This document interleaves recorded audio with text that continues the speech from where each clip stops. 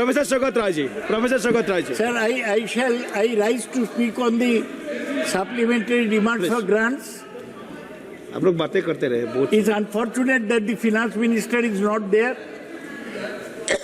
but still I have some points to make and I shall be brief. Shayani Ghosh will speak the other points. The supplementary demands have been brought under Article 114(1) and 115 of the Constitution and under 217 of the Constitution. Sir, there is nothing to oppose the supplementary grant because the money has already been spent. The government is asking for appropriation of the extra amount spent. What is the extra amount? 87,000 crores, roughly. Out of this 87,000 crores, 44,000 crores are outgo, and the rest will be made by savings from the government's expenditure. So, this 44,000 crores, where is it going? 44,000 crores, we know it will be 9,692 crores towards PM Kisan, 9,500 crores for rural telecom connectivity, rupees 6,500 crores for fertilizer subsidy, 4,000 crores for defense services. Now the problem with supplementary demand is that if you spend more money, then you push up the government's financial deficit target. The government has set a target of 4.9%. Now this supplementary demand will push up the financial deficit. Only way for the government will be to reduce its spending on infrastructure. Sir, this government is caught in a pincer movement. What is the reason? The reason is they are not being able to decide whether to go for growth or go for controlling inflation. There was a dispute between the finance minister and the Reserve Bank Governor, Shaktikanta Das. The Reserve Bank wanted to keep the repo rate stable, whereas the finance minister was pressing it for reducing the repo rate so that more money could go to the economy. Ultimately, the Reserve Bank Governor had to leave. Now, there is a typical crisis in the whole economy. The crisis is our growth projections for the last quarter has slipped to 5.4%. This is very damaging to the economy.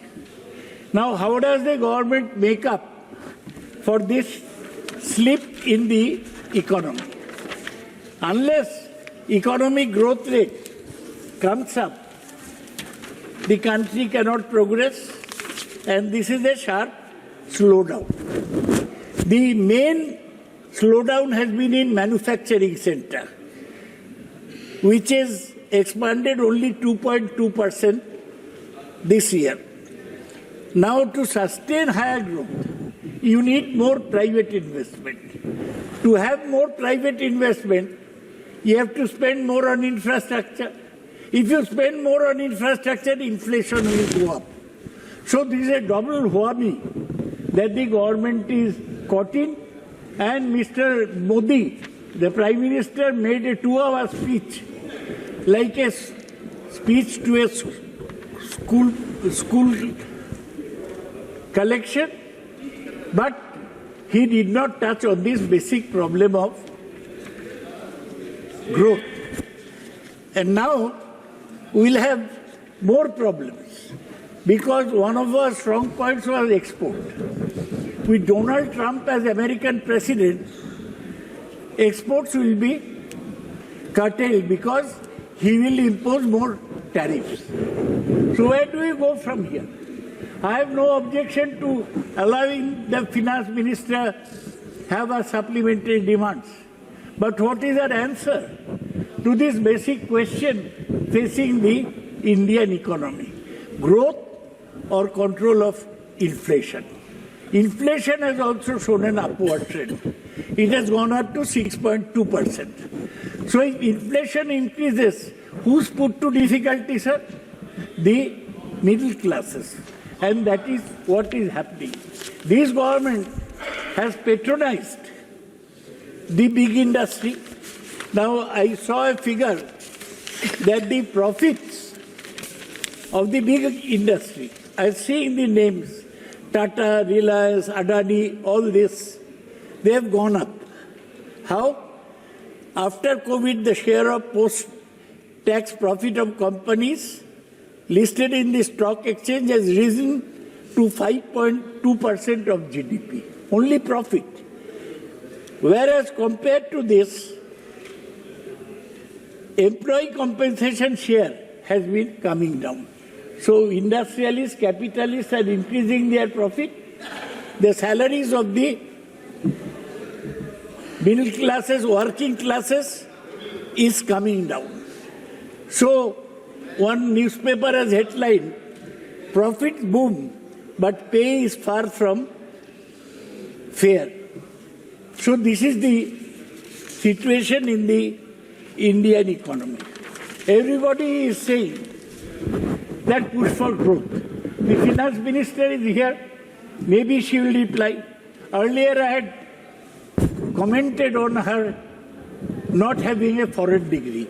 I am withdrawing that comment. But it would have been good if the finance minister was a PhD in economics from even an Indian university. She will be able to tackle the problem in which Indian economy is caught. Growth or control of inflation. At this rate of growth, 5.2% as in the last quarter, Indian economy cannot make progress. I say all this because there are many other demands to make of the finance minister. We come from the state of West Bengal, which has been deprived of 22,000 crores in NREGA funds, which has been deprived of 2,500 crores on account of PM Awas Yojana. But I am not here to speak on West Bengal demands only. I am speaking of the economy as a whole. The economy is not in a fair shape. So while we will allow the finance minister to go away all this supplementary demands money in her kitty, and if you see the supplementary demands, out of the 87,000 crores, only 19,000 crores is in capital expenditure. The rest is in revenue expenditure. So on the one hand, unless you invest in the capital expenditure in infrastructure, private investment will not come. Adanis and Ambanis depend on the government to provide the infrastructure so that they can make more profit. So all these problems in Indian economy need to be considered. I do not see anybody in the ministry, in the government, who can really tackle such a problem. It would have needed a Manmohan Singh to tackle this problem. And more advantages to the poorer sections have to be given. Sir, I don't want to prolong my speech further. The economy is hamstrung by lack of policy, by lack of clarity, and the economy cannot go on the Prime Minister's speeches only. Lastly, Mr. Venugopal has spoken about asking for a JPC inquiry against the working of the SEBI and their complicity in manipulating the shares of the Adani Group. While not emphasizing on that, I in general support his demand. So,